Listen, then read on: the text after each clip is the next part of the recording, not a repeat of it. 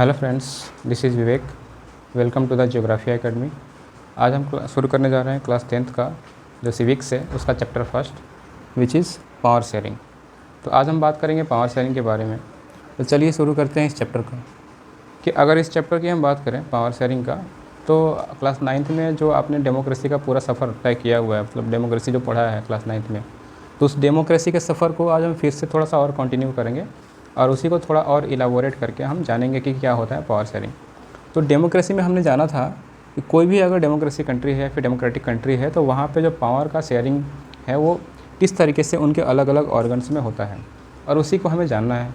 But सबसे पहले हमें ये समझना पड़ेगा कि what is power sharing and why power sharing. तो दो सवाल पहले आएंगे कि पावर शेयरिंग अगर है तो क्या है, और दूसरा हम बात करेंगे कि पावर शेयरिंग क्यों होना चाहिए।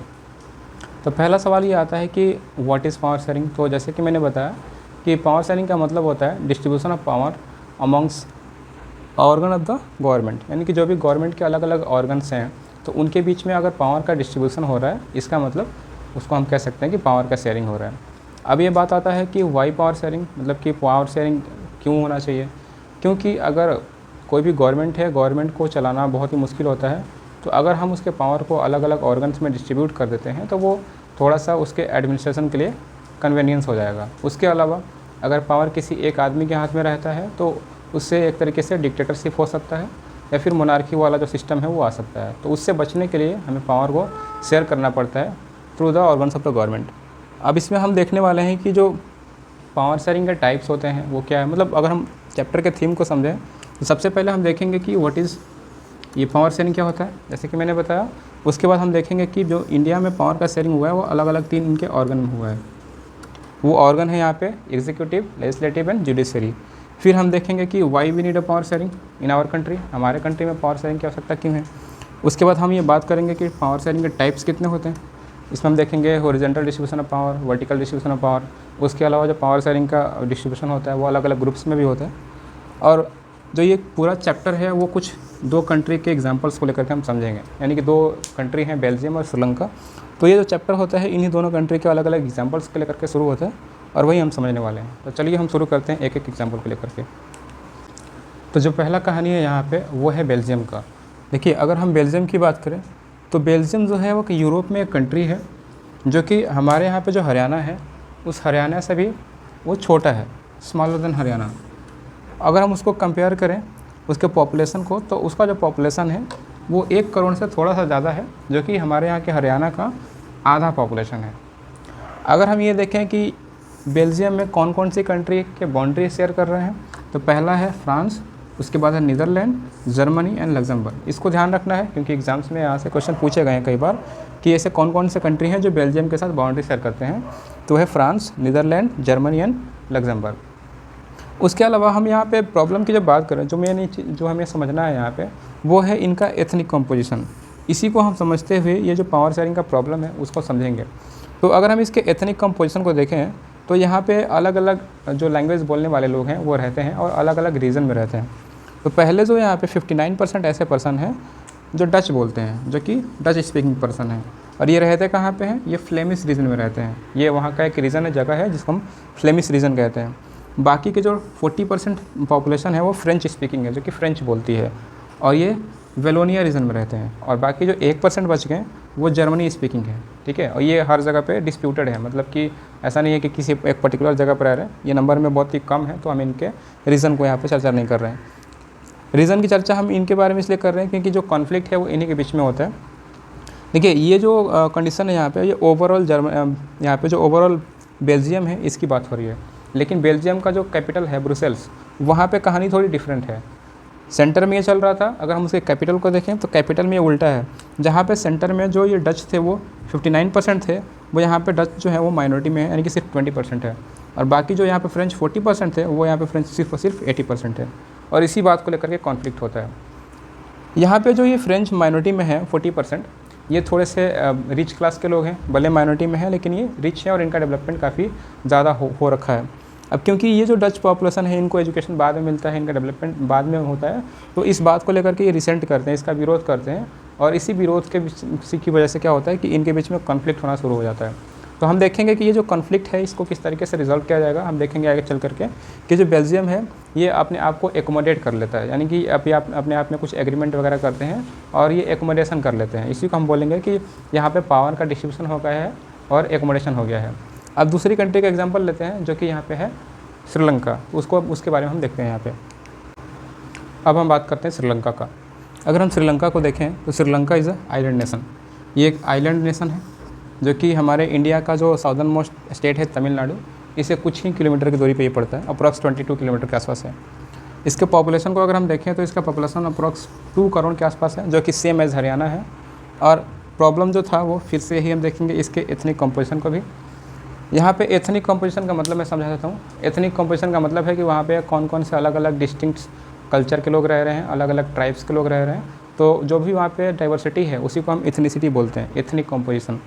तो यहाँ पे भी अलग अलग लैंग्वेज बोलने वाले लोग हैं। कुछ लोग ऐसे हैं जो सिंहला, जो कि श्रीलंका का लैंग्वेज है, 74% ऐसे लोग हैं जो सिंहला बोलते हैं और 18% ऐसे लोग हैं जो कि तमिल बोलते हैं, क्योंकि ये तमिल से निकट, तमिलनाडु के निकट में ही है। यहाँ पे कुछ तमिल के लोग भी हैं जो माइग्रेट करके वहाँ पे जाकर रह रहे थे, तो तमिल बोलने वाले भी हैं। इस तमिल में भी फर्दर डिवीज़न है। 13% तमिल ऐसे हैं जो कि श्रीलंकन है, जो कि वहीं से मतलब वहीं के नेटिव पर्सन है, और बाकी के जो 5% यहाँ पे हैं वो इंडियन तमिल हैं जो कि वहाँ पे माइग्रेट करके रह रहे हैं। कुछ और भी यहाँ पे हैं, जैसे अगर हम इनकी बात करें शिमला में, तो मेजॉरिटी ऑफ द पर्सन जो है वो बुद्धिस्ट हैं, जो कि बुद्धिस्ट जो रिलीजन है उसको फॉलो करते हैं। लेकिन तमिल में जो पर्सन है वो हिंदू भी हैं, यहाँ पे मुस्लिम भी हैं, और करीब 7% के आसपास ऐसे पॉपुलेशन है जो क्रिश्चियन है, जो दोनों में आते हैं, तमिल और शिमला दोनों में आते हैं। तो अभी तक हमने ये देखा कि यहाँ पे बेल्जियम का एथनिक कंपोजिशन क्या था, वहाँ की जो सिनेरियो है, जो कंडीशन है वो कैसा है। फिर हमने देखा यहाँ पे कि श्रीलंका का कंडीशन कैसा है। अब हम दोनों को कंपेयर करके देखेंगे कि दोनों में क्या प्रॉब्लम हो सकता है। देखिए, अगर हम थोड़ा सा देखें तो बेल्जियम की जब बात करें तो बेल्जियम में हमने देखा था कि वहाँ पे जो डच स्पीकिंग लोग थे उनका मेजॉरिटी था, तो वो चाहे तो अपने विल को इनके ऊपर इम्पोज कर सकते हैं, फ्रेंच के ऊपर में। या फिर यहाँ पे भी देखिए श्रीलंका में भी तो यहाँ पे मेजॉरिटी किसका है, शिमला का। तो ये भी अपना जो विल है, या फिर जब भी इनको गवर्नमेंट बनाना होगा तो गवर्नमेंट बनने के बाद ये सारा जो भी अपना विल है इनके ऊपर में इम्पोज कर सकते हैं। तो अब इससे प्रॉब्लम हो सकता है, इनके बीच में कॉन्फ्लिक्ट होना शुरू हो जाएगा। तो इसी कॉन्फ्लिक्ट को किस तरीके से सॉल्व किया गया है, किस तरीके से रिजॉल्व किया गया है, उसी को हमें देखना है। तो सबसे पहले हम शुरू करेंगे श्रीलंका में क्या हुआ, उसके बाद हम देखेंगे कि बेल्जियम में क्या हुआ था। तो चलिए हम बात करते हैं श्रीलंका के पहले। तो अभी तक हमने ये बात किया कि जो बेल्जियम है और जो श्रीलंका है उसमें क्या प्रॉब्लम्स थी। वहाँ की हमने पॉपुलेशन को देखा, वहाँ पे जो भी इथनिसिटी थी, जो भी वहाँ की डाइवर्सिटी थी उसको हमने देखा, और उसकी वजह से क्या प्रॉब्लम हो सकता है उसको हम समझने वाले हैं। जो पहला यहाँ पे केस है मेजोरिटेरियनिज़म इन श्रीलंका, यानी कि अब हम ये देखने वाले हैं कि जो यहाँ पे श्रीलंका में दो अलग अलग लैंग्वेज बोलने वाले लोग रहते थे, एक तरफ तमिल है और दूसरी तरफ सिंहला बोलने वाले लोग हैं। तो हम ये समझेंगे कि जो श्रीलंका है वो 1948 में इंडिपेंडेंट हो जाता है, आज़ाद होता है। उसके बाद अब क्योंकि सिंहला कम्युनिटी ज़्यादा थी, वहाँ पे इनका जो नंबर था, इनके मेंबर ज़्यादा थे, तो अब भी सी बात है कि जो भी गवर्नमेंट बनेगी वो मेजॉरिटी का बनेगा। तो गवर्नमेंट इनकी बन गई, सिंहला पार्टी की, जो सिंहला बोलने वाले लोग थे। अब जैसे ही गवर्नमेंट बनी इनकी, तो इन्होंने जो इनका अपना असली रूप था वो दिखाना शुरू कर दिया। कहने का मतलब है कि ये जो है एक तरीके से सीरीज ऑफ मेजोरिटेरियनिज़म मीजर्स को स्टार्ट करना शुरू कर दिया, यानी कि ये प्रमोट करने लगे अपने सिंहला कम्युनिटी को, जो वो स्पीकिंग जो बोलते थे लैंग्वेज, उनको प्रमोट करना शुरू कर दिया। और कैसे प्रमोट करना शुरू किया, सबसे पहले हम देखते हैं कि 1956 में वो एक एक्ट लाते हैं, और उस एक्ट के तहत जो सिंहला लैंग्वेज था उसको श्रीलंका का ऑफिशियल लैंग्वेज बना दिया जाता है। अब इससे जो भी तमिल के लोग थे, जो तमिल बोलने वाले लोग थे, उनको थोड़ा ठेस पहुंचता है, और उनको एक तरीके से सप्रेस भी किया जाता है कि मतलब उनका जो लैंग्वेज है, दिखाया जाता है कि उनकी जो लैंग्वेज है एक तरीके से इन्फीरियर लैंग्वेज है। उसके अलावा हम ये देखेंगे कि जो भी यहाँ पे गवर्नमेंट है वो प्रीफरेंशियल पॉलिसीज़ को लाना शुरू करती है। तो प्रीफरेंशियल पॉलिसीज़ में हम क्या देखते हैं कि वहाँ पे ये प्रीफरेंस देते हैं लोगों को, जो भी सिंहला स्पीकिंग लोग हैं उनको ये यूनिवर्सिटी में जो भी पोजीशन होता है इस सिंहला स्पीकिंग को ही देते हैं। उसके अलावा जब भी गवर्नमेंट जॉब है तो गवर्नमेंट जॉब्स में भी ये बात होता है कि जो भी सिंहला स्पीकिंग है उसको प्रीफर किया जाएगा, और बाकी जो अदर लैंग्वेज बोलने वाले हैं उनको मतलब जो भी जॉब में अपॉर्चुनिटीज़ हैं उनको बहुत ही कम अपॉर्चुनिटीज़ दी जाएंगी।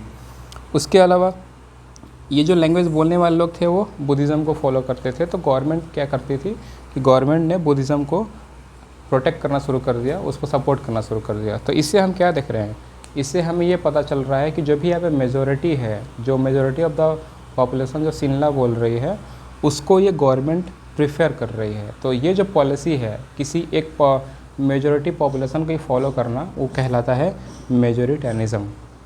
अब इसमें प्रॉब्लम क्या है, इसमें प्रॉब्लम ये है कि बाकी जो यहाँ पे तमिल बोलने वाले लोग हैं उनको काफ़ी ज़्यादा प्रॉब्लम होता है, उनको हर जगह पे एक तरीके से सप्रेस किया जाता है, वो अपना लैंग्वेज नहीं बोल सकते हैं, और अगर उनको जॉब करना है तो सिनला बोलना पड़ेगा। तो अब इससे एक तरीके से प्रॉब्लम ये होता है कि दोनों में जो यूनिटी होती है वो धीरे धीरे टूटने लगती है। अब यहाँ पे हम ये देखेंगे कि ये जो लोग हैं यहाँ के तमिल बोलने वाले, वो डिमांड तो रखते हैं कि हमारे जो भी लैंग्वेज है तमिल, उसको भी ऑफिशियल लैंग्वेज बनाया जाए, बट हम देखते हैं कि इनके डिमांड को नेगलेक्ट कर दिया जाता है और इनको एक तरीके से डिनाई कर दिया जाता है। फिर हम देखते हैं कि 1980 के आसपास में, अप्रोक्स 80s के आसपास हम देखते हैं कि बहुत सारे जो भी पार्टी होती है, मतलब ये लोग मिलकर के कुछ पार्टी बनाते हैं ताकि गवर्नमेंट के ख़िलाफ़ अगर हम पार्टी के थ्रू प्रोटेस्ट करेंगे तो कुछ हो सकता है, बट वहाँ पे भी कुछ नहीं होता है। और ये इस पार्टी के माध्यम से ये डिमांड रखते हैं कि हमें एक तमिल स्टेट चाहिए, मतलब कि जहाँ पे ये लोग रह रहे थे, जो नॉर्दर्न पार्ट है और ईस्टर्न पार्ट है श्रीलंका का, यहाँ पे ये डिमांड कर रहे थे कि हमें एक तमिल स्टेट चाहिए, और वो वहाँ पे नहीं होता है। बट प्रॉब्लम ये है कि दोनों की जो आइडियोलॉजी है, ये इनका डिमांड कुछ अलग चल रहा है और ये जो तमिल बोलने वाले लोग हैं वो कुछ और ही डिमांड कर रहे हैं। तो इसकी वजह से प्रॉब्लम ये होता है कि दोनों लोग आपस में ही लड़ जाते हैं और वहाँ पे एक सिविल वॉर शुरू हो जाता है। अब हमें ये समझना पड़ेगा कि पहले सिविल वॉर क्या होता है। सिविल वॉर ये हम कह सकते हैं कि जब किसी एक फिक्स पर्टिकुलर टेरिटरी के अंदर में रहने वाले लोग आपस में ही भिड़ जाए, आपस में ही लड़ना शुरू कर दें किसी भी मुद्दे को लेकर के, तो उसको हम सिविल वॉर बोलते हैं। सिविल मतलब यहाँ पे जो भी सिविल है, यानी कि जो पॉपुलेशन है, जो यहाँ की जो सिटीजन है आपस में ही लड़ने लगे, तो उसको हम सिविल वॉर बोलते हैं। और ये जो सिविल वॉर है 2009 के आसपास में आकर के ख़त्म हो जाता है। तो ये हमने देखा कि श्रीलंका में क्या प्रॉब्लम था। अब हम बात करते हैं बेल्जियम की, कि वहाँ की क्या कहानी है, वहाँ भी क्या सेम कहानी है या फिर उन्होंने कुछ अलग तरीका अपनाया है। अब हम बात करते हैं बेल्जियम की। तो बेल्जियम में अगर हम देखें तो यहाँ के जो लीडर थे उन्होंने थोड़ा सा एक डिफरेंट अप्रोच को अडॉप्ट किया था।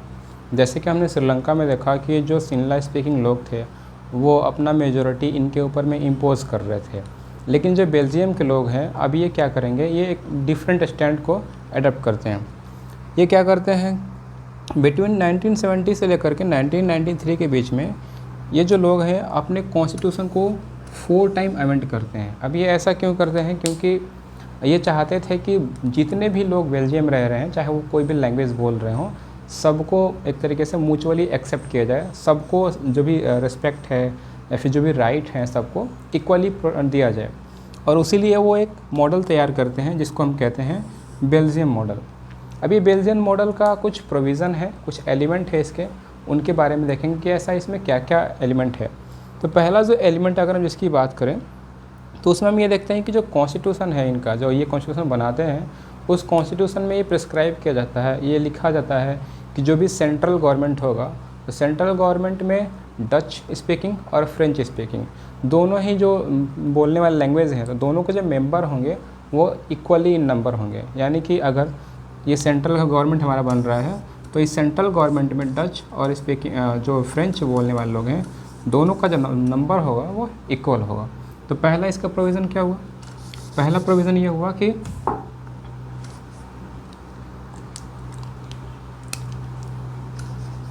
Number of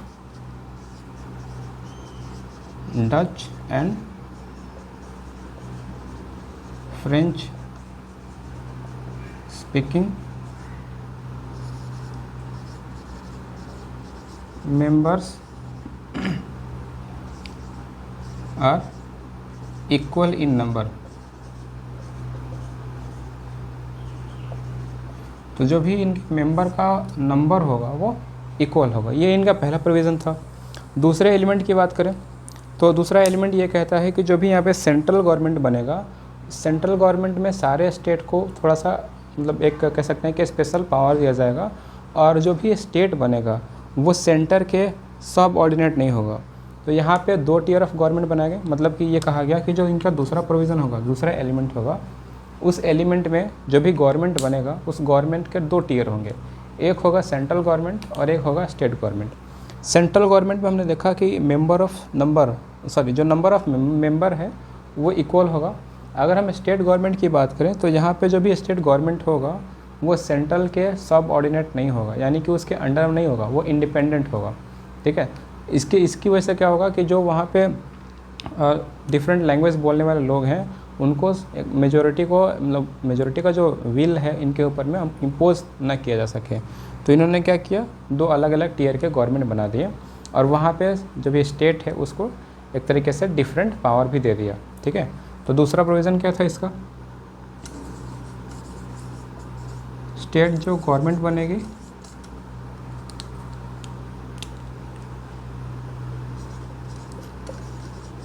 is not subordinate to central government. तो यहाँ पे इससे क्या पता चला हमें, इससे हमें ये पता चला कि यहाँ पे 2 टीयर ऑफ गवर्नमेंट है। टीयर का मतलब होता है लेवल, 2 अलग अलग लेवल पे यहाँ पे गवर्नमेंट है, एक स्टेट गवर्नमेंट और एक सेंट्रल गवर्नमेंट। अगर हम इसके तीसरे प्रोविज़न की बात करें तो तीसरे प्रोविज़न में देखते हैं कि जो ब्रुसेल्स है, ब्रुसेल्स में एक यहाँ पे अलग ही गवर्नमेंट का एक तरीके से प्रिपेयर किया गया। वो मैं बताता हूँ क्यों, ऐसा क्यों हुआ। जब हम कहानी ये देख रहे थे बेल्जियम का, तो वहाँ पे मैंने बताया था कि यहाँ का जो कंडीशन है थोड़ा सा डिफरेंट है। अगर ये सेंटर है तो सेंटर में क्या था, जो यहाँ पे डच बोलने वाले लोग थे इनका नंबर थोड़ा ज़्यादा था, और तो उससे क्या हुआ, एक तरफ ये देखते हैं कि सेंटर में जो डच बोलने वाले हैं ये अप्रोक्स 59% थे और फ्रेंच बोलने वाले 40% थे, यानी कि सेंटर में मेजॉरिटी किसकी थी, सेंटर में मेजॉरिटी थी यहाँ पे डच का। लेकिन जो इसका कैपिटल सिटी था ब्रुसेल्स, यहाँ पे अगर हम देखें तो ये जो कंडीशन था उल्टा हो गया था। यहाँ पे अप्रोक्स 80% पॉपुलेशन ऐसा था जो फ्रेंच बोल रहा था, यानी कि जो यहाँ पे माइनॉरिटी में है सेंटर में, वो यहाँ पे मेजॉरिटी में हो जाता है कैपिटल सिटी में। इसलिए यहाँ पे एक डिफरेंट टाइप का गवर्नमेंट बनाया जाता है, एक डिफरेंट स्टैंड एडॉप्ट किया जाता है, और इसमें जो भी यहाँ पे अलग अलग लैंग्वेज बोलने वाले, जो फ्रेंच और डच, जो दोनों ही लैंग्वेज बोलने वाले लोग थे, इन दोनों को इक्वल राइट दिया गया। अब इक्वल राइट कैसे ही इन्होंने एक्सेप्ट कर लिया, क्योंकि ये तो हमें देखने में लग रहा है कि 80% है, फिर भी मान लिया, ऐसे कैसे। ऐसा इसलिए क्योंकि भले ही ये यहाँ पे मेजॉरिटी में है लेकिन सेंटर में माइनॉरिटी में थे। अब क्योंकि डच वालों ने इनको एक्सेप्ट कर लिया था सेंटर में, तो इनको भी यहाँ पे कैपिटल सिटी में एक्सेप्ट करना ही था। तो इन्होंने इस तरीके से म्यूचुअली एक दूसरे से एक्सेप्ट कर लिया एक दूसरे को, और जो इनकी गवर्नमेंट थी सबको इक्वल राइट प्रोवाइड कर दी। अब हम ये देखते हैं कि इसमें एक और प्रोविज़न है, वो ये है कि यहाँ पे इन 2 गवर्नमेंट के अलावा, सेंट्रल गवर्नमेंट और स्टेट गवर्नमेंट, इन 2 गवर्नमेंट के अलावा एक और टाइप का गवर्नमेंट बनाया जाता है जिसको हम कहते हैं कम्युनिटी गवर्नमेंट। जो इसका अगला प्रोविज़न है यहाँ पे किया गया, कम्युनिटी गवर्नमेंट का formation, establishment of community government.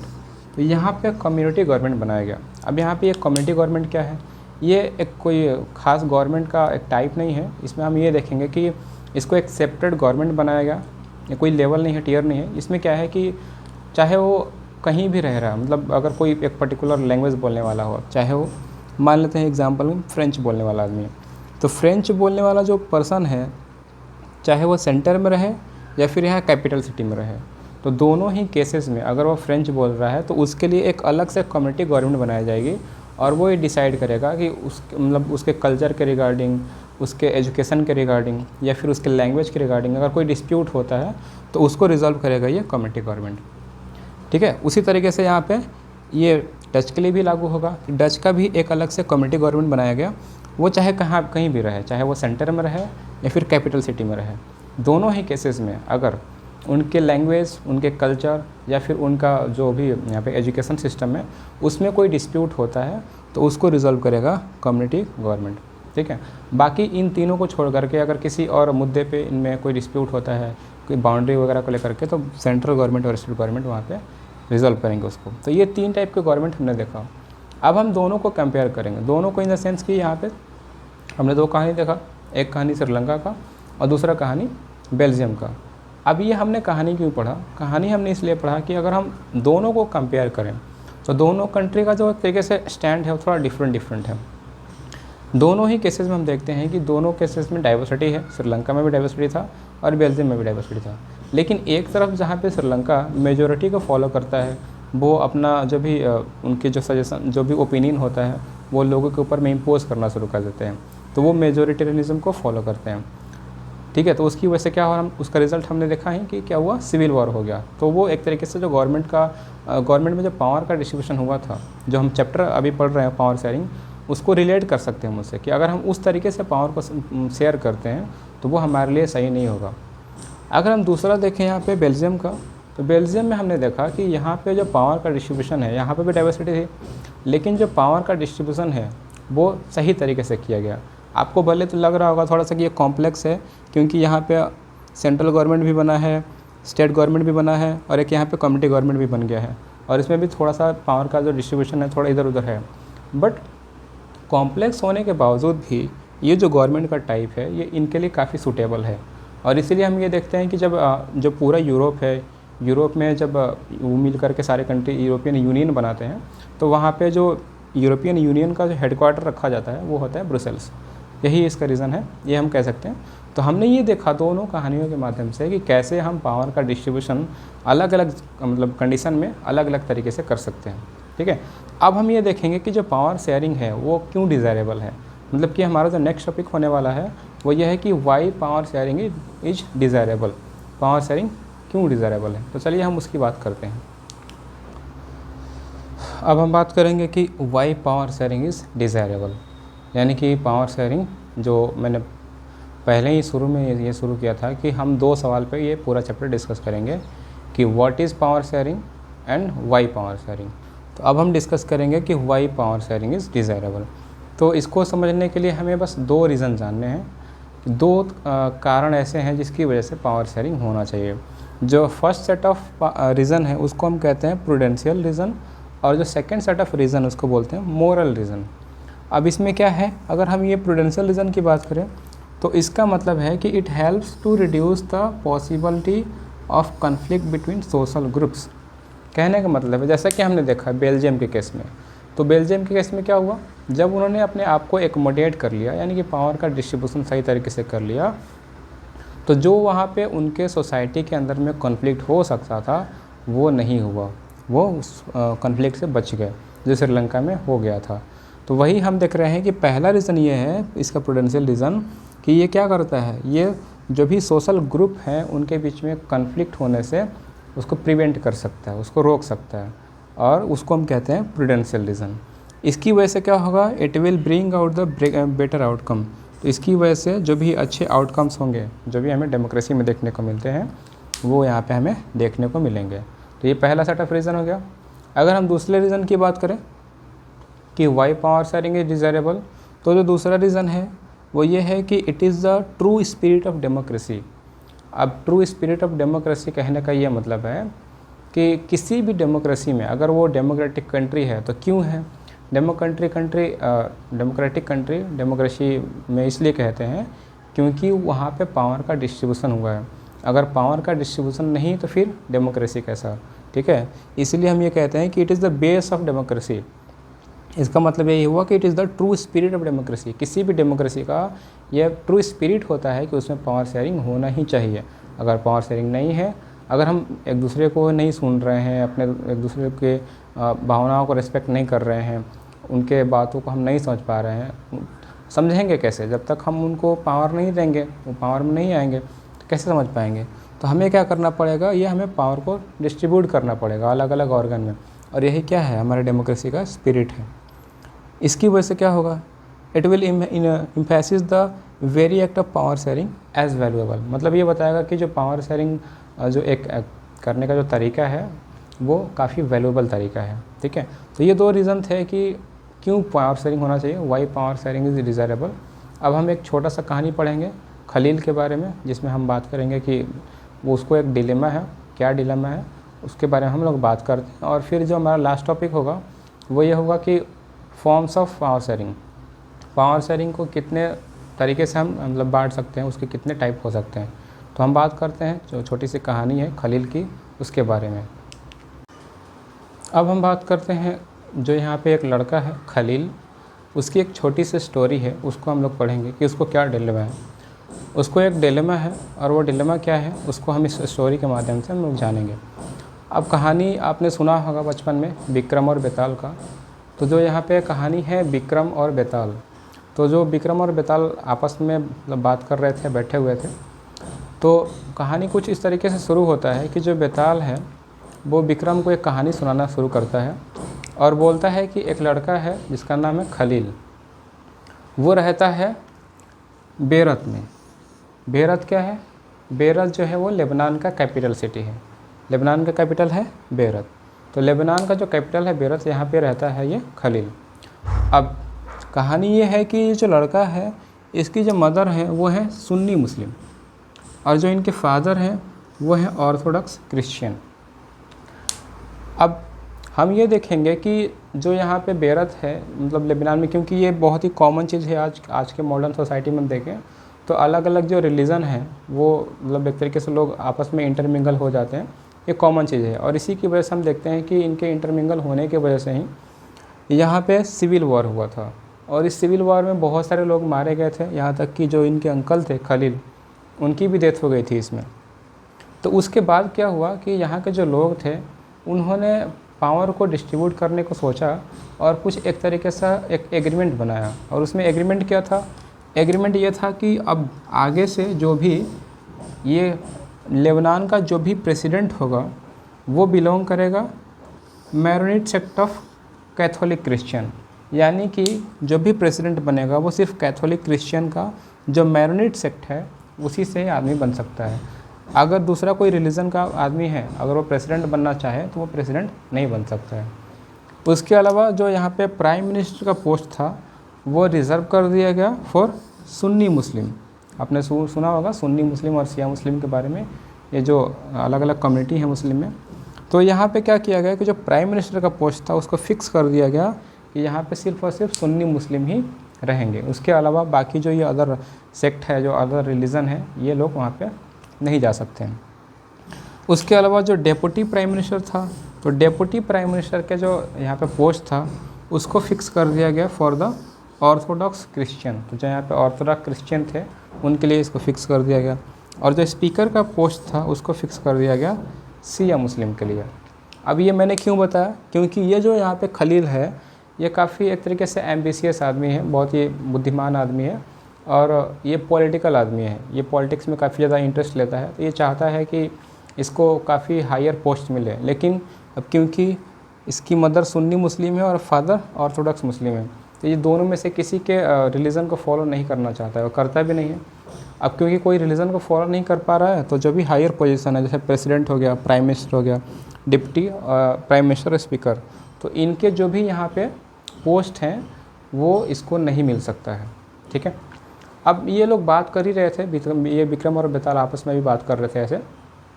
तो बात करते करते इनका जो अड्डा था जहाँ पे हमेशा रुकते थे वो पहुँच जाते हैं और जैसे ही नीचे जो विक्रम है जैसे नीचे उतरता है, बेताल उससे चिपक जाता है और एक सवाल पूछता है कि अगर तुमको फिर से यहाँ लेबनान का कहानी मतलब जो भी कॉन्स्टिट्यूशन है उसको लिखने का फिर से मौका मिले तो तुम क्या करोगे? अब ये सवाल मैं आपके ऊपर छोड़ता हूँ कि अगर आपके साथ ये ऐसा हुआ, क्योंकि ये आपके लिए ही पूछा गया है कि अगर आपको ऐसा फिर से राइट मिले तो आप क्या करोगे? फिर से इसको रीराइट करोगे यानी कि इसको बदलोगे या फिर इसको जो पुराना वाला है वही छोड़ दोगे? ठीक है। अब हम बात करते हैं फॉर्म्स ऑफ पावर शेयरिंग का, यानी कि पावर के कितने टाइप हो सकते हैं, हम पावर को कितने तरीके से डिस्ट्रीब्यूट कर सकते हैं।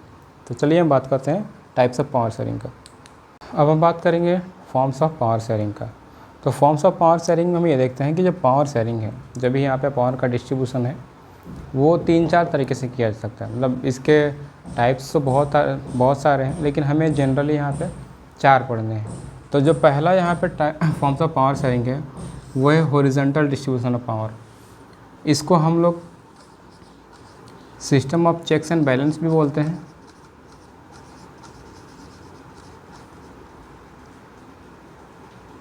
अब system of checks and balance क्यों बोलते हैं हम लोग, इसका रीज़न क्या है, पहले हम ये समझ लेते हैं कि हॉरिजॉन्टल डिस्ट्रीब्यूशन ऑफ पावर होता क्या है। तो हॉरिजॉन्टल डिस्ट्रीब्यूशन ऑफ पावर में हम देखते हैं कि जो भी गवर्नमेंट होता है, गवर्नमेंट के 3 ऑर्गन होते हैं। आपने सुना होगा एग्जीक्यूटिव, दूसरा होता है लेजिस्लेटिव और तीसरा होता है जुडिशरी। अब यहाँ पे इसकी खासियत क्या है, इसकी खासियत ये है कि यहाँ पे जो भी पावर का डिस्ट्रीब्यूशन हुआ है वो गवर्नमेंट के डिफरेंट ऑर्गन में हुआ है, जो कि हॉरिजॉन्टली एक तरीके से एक दूसरे के हॉरिजॉन्टल हैं, सेम प्लेन में है, कोई भी एक दूसरे के सब ऑर्डिनेट नहीं है, सब एक दूसरे से इंडिपेंडेंट हैं। तो एक तरीके से हम ये देख रहे हैं कि जो भी यहाँ पे पावर का शेयरिंग हुआ है वो हॉरिजॉन्टल हुआ है, सेम प्लेन पे हुआ है, इसलिए हम इसको बोलते हैं कि it is the horizontal distribution of power. अब इसमें क्या होता है, इसको हम लोग चेक्स एंड बैलेंस क्यों बोलते हैं, क्योंकि हम ये देखेंगे अपने क्लास 9th में भी पढ़ा था कि जो भी एग्जीक्यूटिव होता है, या फिर जो भी यहाँ पे पहले हम बात करते हैं लेजिस्लेटिव का, तो लेजिस्लेटिव का काम क्या होता है, लेजिस्लेटिव का काम होता है पॉलिसी बनाना, जो भी लॉ या जो भी लॉ वगैरह आते हैं यहीं पे इसको लाया जाता है, इम्प्लीमेंट किया जाता है। अब उसको एग्जीक्यूट करने का काम करते हैं एग्जीक्यूटिव, यानी कि उसको एक्चुअल में इम्प्लीमेंट जो करते हैं वो एग्जीक्यूटिव कहते हैं। और ये जो एग्जीक्यूटिव होते हैं वो लेजिस्लेटिव के ही मेंबर होते हैं। तो एक तरीके से जो लेजिस्लेचर है वो इनके ऊपर में कंट्रोल रखता है कि आप अपनी मर्ज़ी से कुछ नहीं कर सकते हैं। तो एक दूसरे को चेक कर रहे हैं। और वही अगर हम देखें कि इन दोनों में से कोई भी या फिर ये दोनों ही अगर ये अपने मनमानी करने लगते हैं तो उनको भी रोकने का काम करता है हमारा जुडिशरी। तो ये क्या कर रहे हैं, बेसिकली ये एक दूसरे पे चेक कर रहे हैं कि कोई भी अपने पावर को क्रॉस ना करे, सबके ऊपर में कुछ लिमिटेशंस हैं, तो एक दूसरे को ये बैलेंस भी कर रहे हैं। तो इसीलिए हम इसको बोलते हैं it is the system of checks and balance. हम दूसरे टाइप की बात करें तो जो दूसरा टाइप है हमारा यहाँ पे पावर शेयरिंग का, उसको बोलते हैं हम लोग vertical distribution of power. Vertical distribution of power. अब इसमें क्या होता है, इसको हम लोग एक और नेम से जानते हैं, इसको हम कहते हैं फेडरल डिस्ट्रीब्यूशन।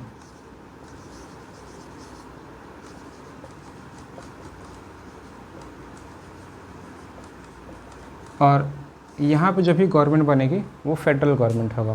तो जैसे हमने देखा था कि हॉरिजॉन्टल में पावर का डिस्ट्रीब्यूशन सेम प्लेन पे हुआ था, हॉरिजॉन्टली हुआ था, तो ये वर्टिकल डिस्ट्रीब्यूशन है, यानी कि यहाँ पे क्या होगा, जो पावर का डिस्ट्रीब्यूशन होगा वो वर्टिकल होगा। यानी कि हम देखेंगे सेंटर से पावर को लेकर के स्टेट में और स्टेट से पावर को लेकर के जो भी लोकल गवर्नमेंट है वहाँ पे इनको डिस्ट्रीब्यूट किया जाएगा।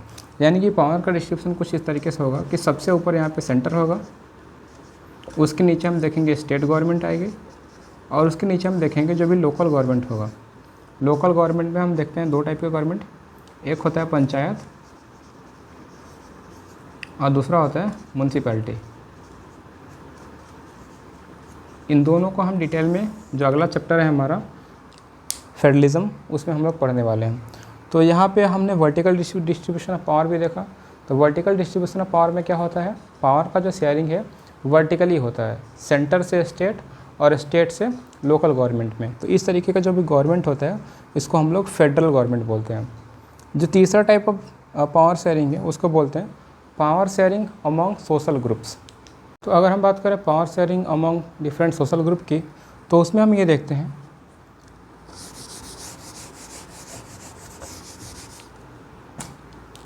जो तीसरा टाइप था वो है power sharing among different social groups.